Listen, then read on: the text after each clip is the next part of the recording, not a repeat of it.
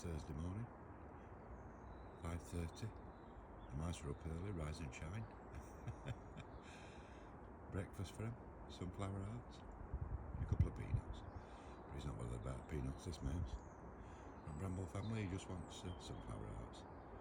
Spinning him round, stripping him. I think there's only him up at the moment, although there's somebody behind him. Just seen a shadow move. Is that in there? Robin's up early. But it gets lighter early now, doesn't it, as well? Just step back, see if anybody else comes. I better go and fill rest and feed us up. He's spinning back round.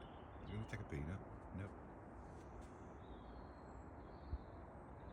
Quick close up before we go. How do you eat your sunflower hearts, mouse?